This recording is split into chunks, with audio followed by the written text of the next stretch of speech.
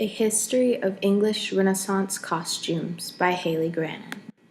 English Renaissance theater, also known commonly as Elizabethan theater, refers to a period of theater in England between the years 1562 and 1642. This video, however, is intended to cover a greater period of years to express the change of costumes over time. From medieval times and well into the Renaissance, our History of the Theater textbook highlights the fact that scenery and properties for stage productions were used sparingly. This was because the actor was the main concern of the production. Costume was the most important visual element in the Elizabethan performances. Many contemporary accounts remark on the fact that costumes of this time were quite costly and incredibly elegant. Personal papers from Philip Henslow, an Elizabethan theatrical entrepreneur, records numerous loans for costume purchases. Two items specifically mentioned in the textbook are a doublet of white satin with gold lace at the price of £7 and another purchase of a cloak for £19. Roughly equated to today's American dollars, these two items would cost well into the thousands. The costliness of costumes caused the theater to forbid costumes from being worn outside of the playhouse. If an actor was caught doing so, they could incur a costly fine. The history of the theater highlights the fact that the conventions which governed costuming between the years of 1567 and 1642 differed little from that of those during the Middle Ages. Most characters were clothed in Elizabethan fashion regardless of the historical era in which they supposedly lived. This is due to the fact that the time and place of a show was considered unimportant, which we learned later in Chapter 9.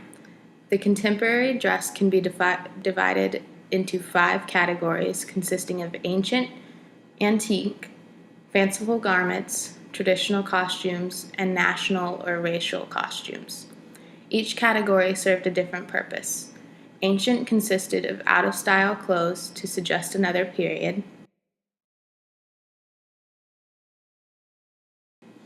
while antique utilized drapery over contemporary clothing for certain classical figures. Fanciful garments were used for ghosts and witches along with other allegorical characters. Traditional costumes were associated with few specific characters such as Robin Hood, among others. And lastly, racial costumes were used to set off different races or nationalities like Turks and Spaniards, though some of these costumes were conventionalized versions of past periods. As previously mentioned, costumes were made of contemporary dress, and this applied to all shows, even including history plays.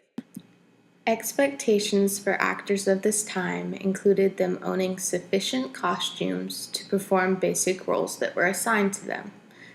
Actors of this time were not allowed to refuse a role and had to accept any role given to them. Companies acquired specialty costumes and those that were required by their boy actors or hired men. There were a few different ways to acquire costumes that company members needed. Frequently, there were servants who had been willed their master's wardrobe and sold them off to the actors. Other times, the royal family gave actors grants for the purpose of replenishing their wardrobes. It was also possible for a company or individual to rent costumes. They could rent from either the Revel's office or enterprising businessmen. Once acquired, a costume was used many times over, which led to some of them becoming very worn. As we all know, the wardrobe of a theater also requires a wardrobe keeper. In this time, they were known as tiremen or tirewomen.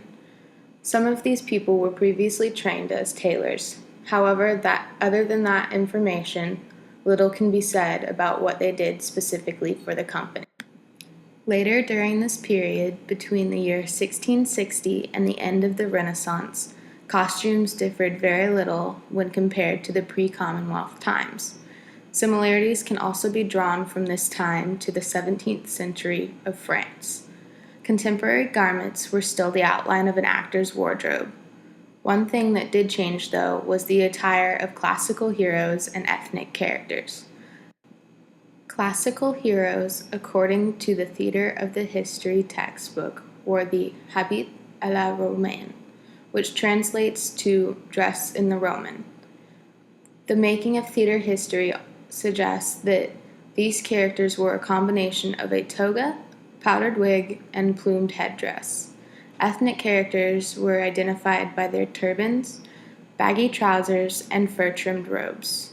The sumptuousness of an actor's costumes led to great rivalries, and costumes often reflected an actor's purse rather than the appropriate dress for a character's position, as Brockett puts it.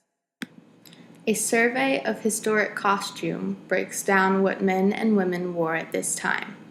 There are phases of change for both men and women. Between the year 1515 and 1550, men wore hose that had a codpiece which laced up to their doublets. In this period, we also see the change from a slimmer figure to a bulkier look with puffed sleeves.